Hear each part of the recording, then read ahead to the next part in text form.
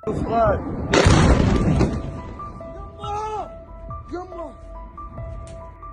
tengah meningkatnya ketegangan di Timur Tengah, sebuah rudal jelajah canggih buatan Yaman berhasil menembus sistem pertahanan udara paling mahal milik Israel, Iron Dome.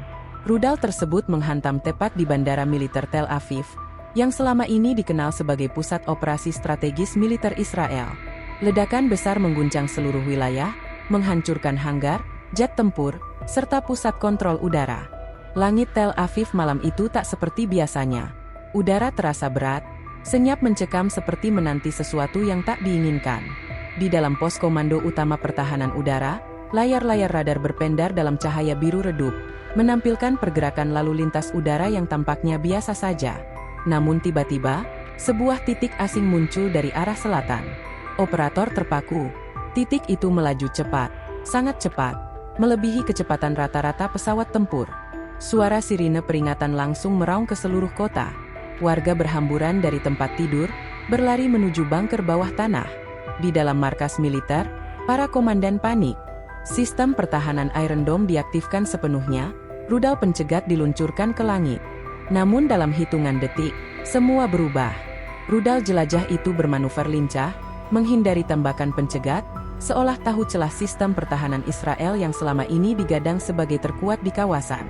Ledakan dahsyat mengguncang Bandara Militer Tel Aviv. Suara gemuruhnya membelah malam seperti gelegar langit pecah.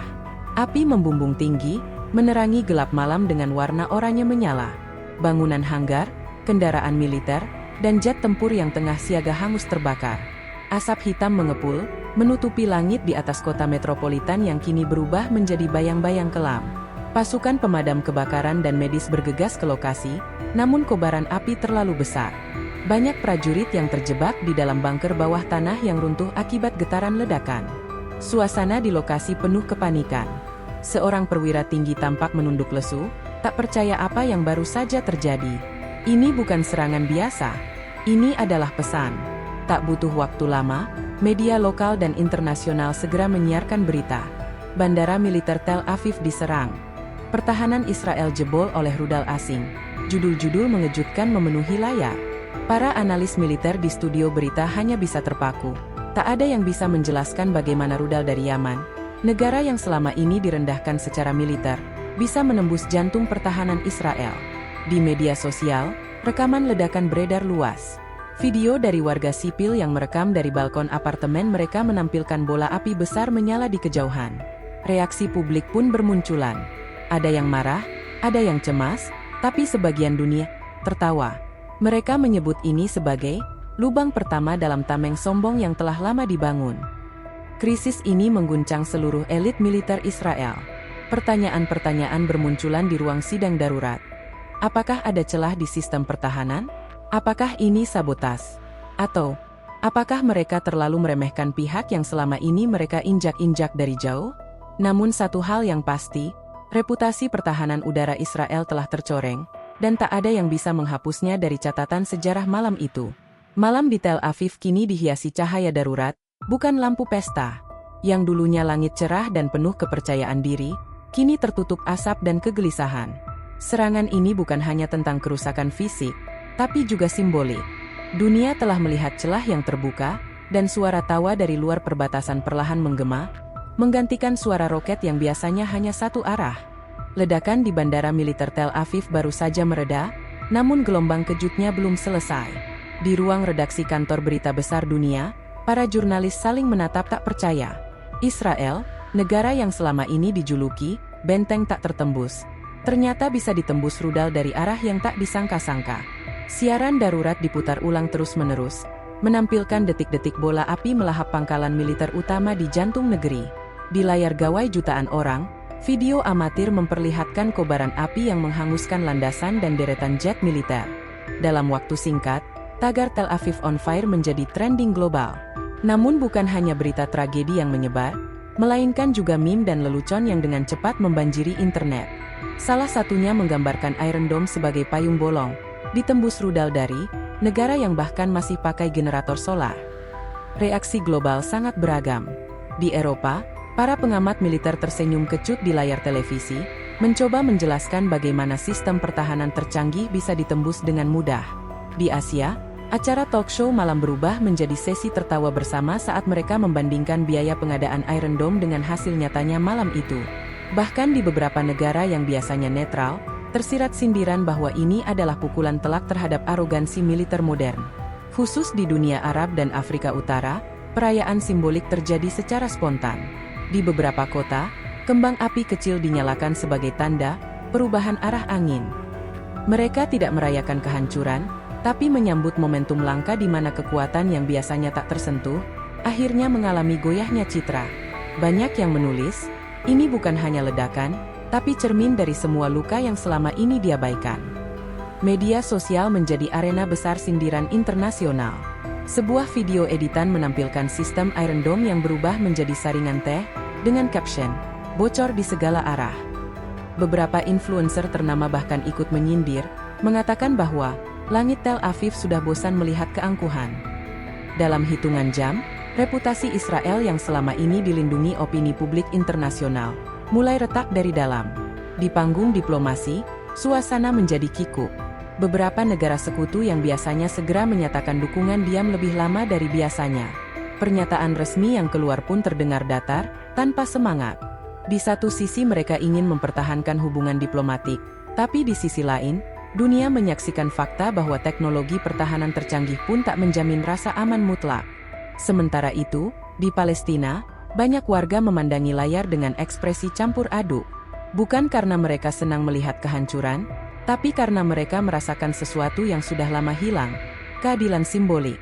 Selama ini mereka terus diserang dan dipojokkan, tapi malam itu, tanpa mereka bergerak, langit seolah bicara sendiri.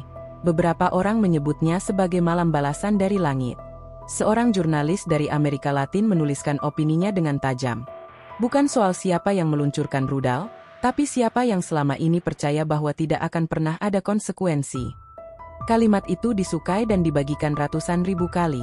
Dunia menyerap pesan itu, bahwa kekuatan yang menyalahgunakan dominasinya, suatu saat akan dipermalukan bukan oleh senjata yang lebih besar, tapi oleh kelengahan terhadap kebenaran. Pemerintah Israel mulai menyadari bahwa ini bukan sekadar serangan fisik, melainkan krisis citra global. Mereka mengadakan konferensi pers darurat, mencoba mengendalikan narasi. Namun justru pernyataan tersebut memperkeruh suasana. Seorang jenderal berbicara dengan nada defensif, menyebut serangan itu sebagai kecelakaan teknologi sesaat. Namun komentar itu langsung menjadi bahan candaan baru di internet. Langit Tel Aviv kini tidak hanya diselimuti asap, tetapi juga kabut malu yang menyelimuti institusi-institusi militer dan intelijen negara itu. Untuk pertama kalinya dalam sejarah modern mereka, bukan hanya rakyat yang ketakutan, tetapi juga pemimpinnya. Dunia menyaksikan, dan untuk pertama kalinya, mereka tidak diam, mereka tersenyum sinis. Karena kadang, balasan dari semesta datang bukan dalam bentuk serangan besar-besaran, tapi dalam satu ledakan yang cukup untuk mengguncang seluruh keyakinan yang dibangun di atas ketidakadilan. Pagi setelah serangan, Tel Aviv bangun dalam sunyi yang menakutkan. Tidak ada suara bising kendaraan militer atau pesawat tempur yang biasa terdengar di langit kota. Yang ada hanya suara pelan ambulans, dan langkah kaki para penyelamat yang menyusuri puing-puing hanggar yang hangus. Media dalam negeri mencoba meredam kepanikan, namun wajah-wajah di televisi tak bisa menyembunyikan guncangan. Reputasi militer yang selama ini jadi kebanggaan, kini tercoreng oleh kenyataan pahit yang tak bisa dibantah. Sementara di luar negeri, narasi yang berkembang semakin menyakitkan. Sejumlah pengamat internasional menyebut serangan itu sebagai titik balik. Salah satu headline berbunyi, Tel Aviv runtuh, dunia mengingat Gaza. Kalimat itu menjadi pembuka bagi banyak editorial yang mulai mengangkat kembali penderitaan rakyat Palestina. Banyak pihak yang mulai mengaitkan apa yang terjadi sebagai hasil dari luka-luka yang terus diabaikan. Di media sosial, suara-suara aktivis HAM kembali menggema. Mereka tidak merayakan kehancuran, tapi melihatnya sebagai refleksi dari apa yang selama ini diderita oleh rakyat tak bersenjata di Gaza dan tepi barat. Ketika kalian menghancurkan rumah orang lain, jangan kaget suatu hari rumah kalian retak. Tulis seorang aktivis di akun media sosialnya, yang kemudian dibagikan oleh jutaan pengguna dari seluruh dunia. Narasi karma mulai menguat. Tidak sedikit tokoh masyarakat dan jurnalis terkemuka yang berani menyebut bahwa kejadian ini adalah akibat dari kebijakan penindasan yang berlangsung selama bertahun-tahun. Mereka menyebut bahwa keadilan semesta kadang tidak datang dalam bentuk diplomasi, tapi dalam momen-momen ketika kesombongan dikalahkan oleh kebenaran yang lama ditekan. Banyak yang menyebut serangan itu bukan hanya ledakan rudal, tapi ledakan hati nurani. Di berbagai negara, masyarakat mulai kembali turun ke jalan. Bukan untuk merayakan kekalahan satu pihak, tapi untuk mengingatkan dunia tentang siapa yang selama ini menanggung beban ketidakadilan. Poster bertuliskan, Palestina tidak sendirian, dan kebenaran tidak pernah mati, kembali terlihat di tangan anak-anak muda, bahkan di negara-negara yang selama ini memilih diam. Pemerintah Israel makin tertekan. Dalam rapat darurat yang bocor ke publik, seorang menteri pertahanan disebut marah besar, menyebut ini bukan sekadar kegagalan teknologi, tapi kegagalan moral. Ia mempertanyakan apakah kebijakan agresif selama ini justru telah memperlebar celah bagi musuh-musuh yang selama ini disepelekan. Namun suara seperti itu dibungkam, karena dianggap melemahkan citra negara di tengah krisis. Di sisi lain, para simpatisan Palestina merasa bahwa ini adalah angin perubahan. Bukan kemenangan, bukan balas dendam, tapi titik balik kesadaran dunia. Banyak dari mereka yang mengaku belum pernah melihat dukungan internasional sebesar ini, bahkan dari kalangan yang sebelumnya bersikap netral. Dunia, perlahan tapi pasti, mulai mendengar suara yang selama ini dikubur di bawah reruntuhan konflik. Di forum-forum internasional, beberapa diplomat mulai menyuarakan keprihatinan terhadap eskalasi kekerasan yang selama ini hanya satu arah.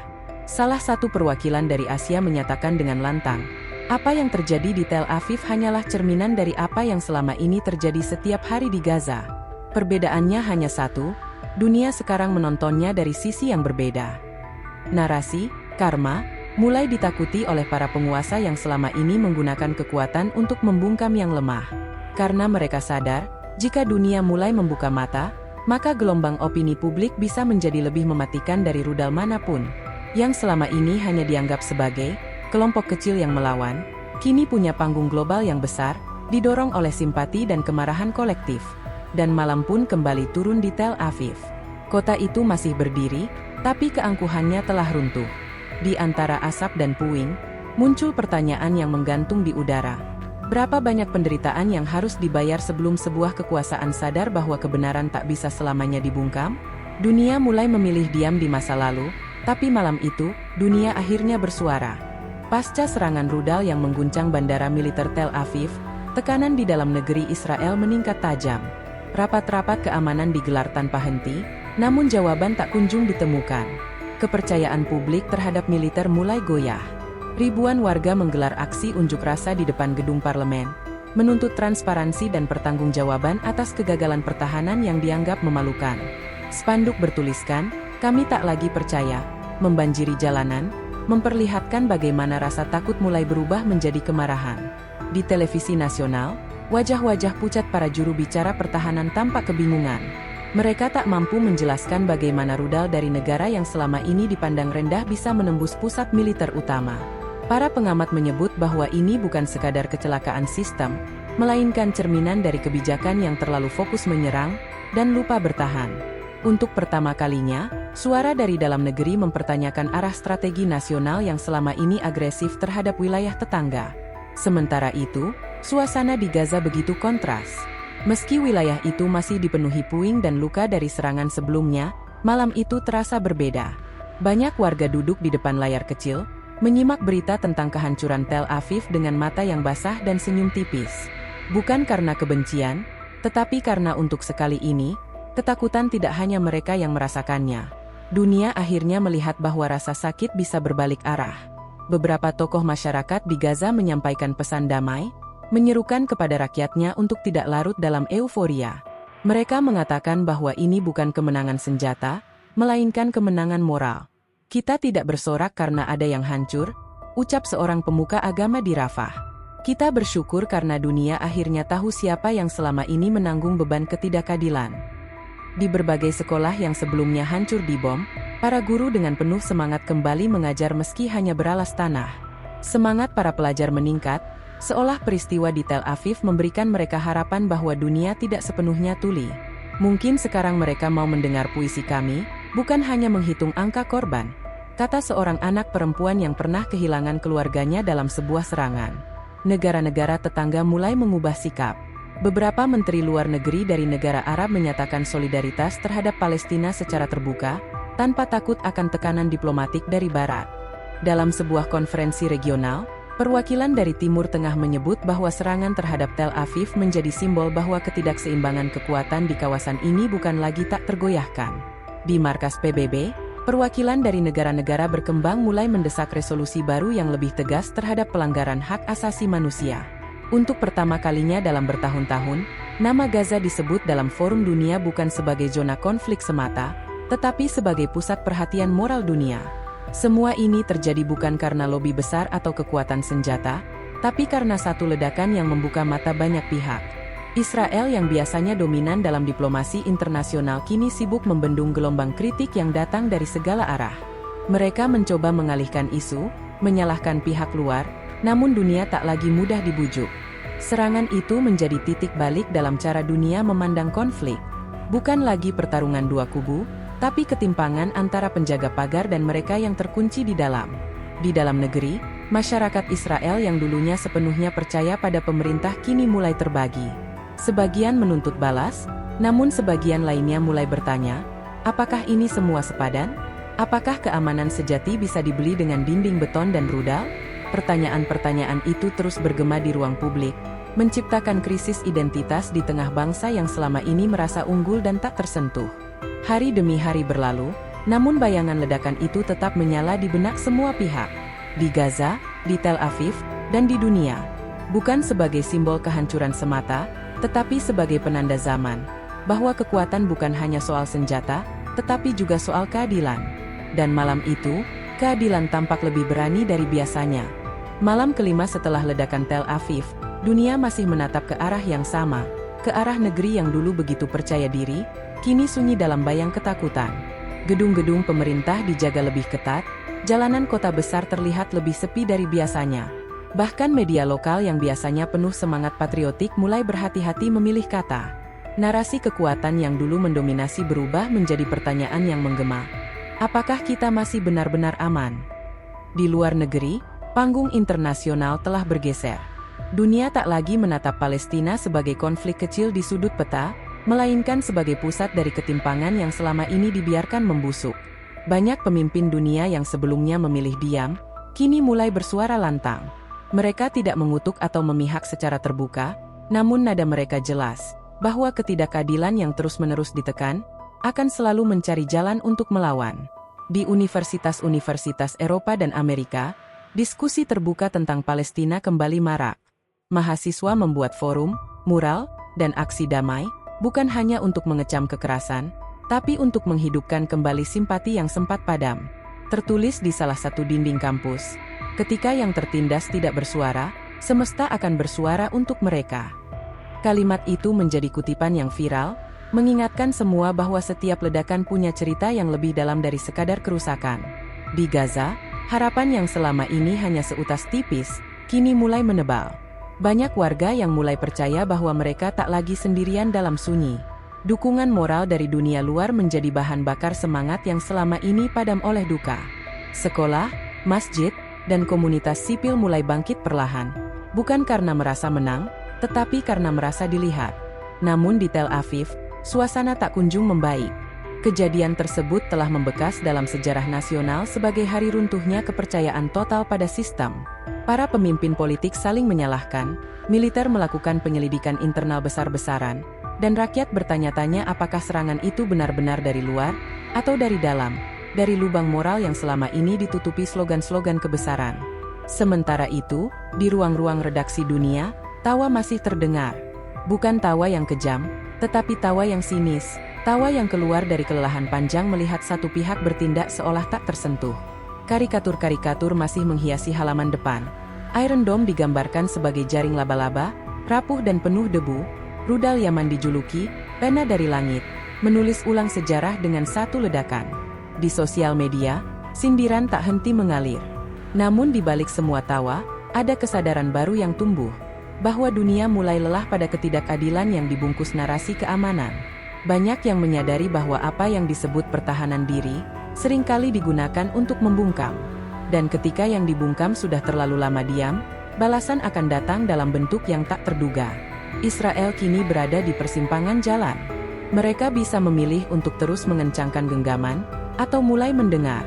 Karena dunia sudah menyaksikan bahwa kekuatan bukanlah jawaban mutlak. Rudal bisa dibalas dengan rudal, tapi suara hati dunia, itulah yang tak bisa dihancurkan oleh sistem apapun.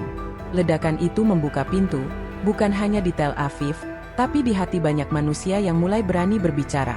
Dan akhirnya, cerita ini bukan lagi tentang siapa yang menembak duluan, atau siapa yang memiliki kekuatan lebih besar. Ini adalah tentang siapa yang selama ini menderita dalam diam, dan siapa yang menertawakannya, sampai akhirnya dunia ikut tertawa, bukan karena benci, tapi karena sadar bahwa yang tertawa terakhir, adalah keadilan yang selama ini ditinggalkan. Di langit malam yang kembali gelap, tak ada suara rudal malam itu. Tapi ada suara lain yang lebih nyaring. Suara dari seluruh penjuru dunia, yang akhirnya berkata, cukuplah, saatnya berpihak pada yang benar. Dan di balik tawa itu, terdengar juga tangis mereka yang mulai menyadari bahwa keadilan, cepat atau lambat, selalu menemukan jalannya. Terima kasih telah menyimak kisah ini. Jangan lupa like, komen, dan subscribe untuk cerita fiktif lainnya yang menggugah hati dan membuka mata.